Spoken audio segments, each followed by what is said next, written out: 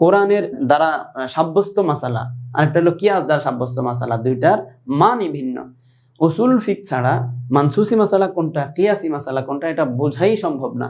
এই জন্য আমাদের এই প্রয়োজনে উসুল ফিকের পড়াশোনা করতে হবে। এটার মাধ্যমে উসুল ফিকের মাধ্যমে আমরা মানসুসি এবং কিয়াসি মাসালা পার্থক্য করতে পারবো। এখন বিষয় হলো মানসুসি মাসালা আর কিয়াসি মাসালা বুঝে কি লাভ। দেখেন এটা অনেক একটা গুরুত্বপূর্ণ জিনিস, দোনোটার মান এক না। কিয়াসি মাসালা আমরা সবাই জানি, কিয়াস হলো 4 নাম্বার দলিল, কিয়াস মানে জন্নি জিনিস, আর কোরআন মানে কতই, হাদিস যদি মোতাওয়াতির হয় কতই, ইজমা এটাও কতই খুবই মানে মানতেই হবে। কিন্তু কিয়াস ওই মানের কতই না, এটা জন্নি। এখন আমরা জানি সুদ খাওয়া আর রিবা, যেটাকে বলে রিবা, রিবা তো হারাম। শরীয়তে হালাল বা হারাম রিবা কোরআনে কারিমে আমাদেরকে স্পষ্ট বলে দিয়েছেন, তো সুদ খাওয়া যাবে না। এখন কোরআনে কারিমে বলেছেন সুদ খাওয়া যাবে না, রাসূল সাল্লাল্লাহু আলাইহি ওয়াসাল্লাম সুদ কি ব্যাখ্যা করে দিয়েছেন, হাদিসেও বলেছেন সুদ হলো 6টা জিনিসের লেনদেনকে সুদ বলে। 6টা জিনিসের ক্ষেত্রে কম বেশ লেনদেন করলেই সুদ হয়। আচ্ছা, 6টা জিনিসের মধ্যে লেনদেন করলে সুদ হয়। 6টা জিনিস কি? স্বর্ণের মোকাবেলা যদি কেনা বেচা করে কম বেশ করে তাহলে সুদ হবে। রূপার মোকাবেলা যদি লেনদেন করে একটু কম বেশ করে তাহলে সুদ হবে। তারপরে লবণ, জব, গম ইত্যাদি, এই 6টা জিনিস যেই 6টা জিনিস হাদিসে উল্লেখ করলেন রাসূল সাল্লাল্লাহু আলাইহি ওয়াসাল্লাম, এই 6টা জিনিস তো মানসুসি, সরাসরি হাদিসে আছে। তো এই 6টা জিনিসের মধ্যে কম বেশ বিক্রি করলে অবশ্যই এটা সুদ হবে।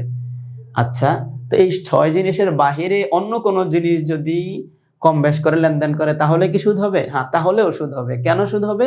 এই 6 জিনিসের মধ্যে যেই কারণে সুদ পাওয়া গেল, যেই কারণে সুদ হয়েছে, গুনাহ হচ্ছে, একই ইল্লত, একই জিনিস এখানেও পাওয়া গেছে কম বেশ করে করার কারণে, এই জন্য এখানেও সুদ হবে।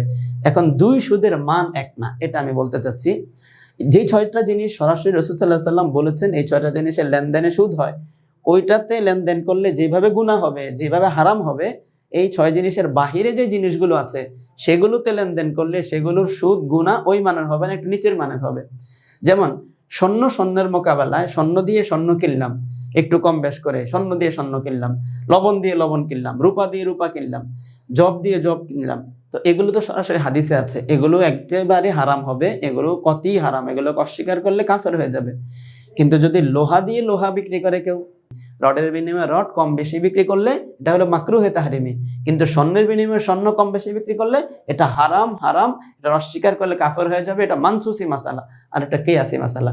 তাহলে দেখেন কিয়াসি মাসালা আর মানসুসি মাসালাকে বোঝা এটা কতটা প্রয়োজন। তো উসুল ফিকের মাধ্যমে এই মানসুসি মাসালা এবং কিয়াসি মাসালার মাঝে পার্থক্য জানা যাবে। মানসুসি মাসালার মান একরকম, কিয়াসি মাসালার মান ভিন্ন রকম।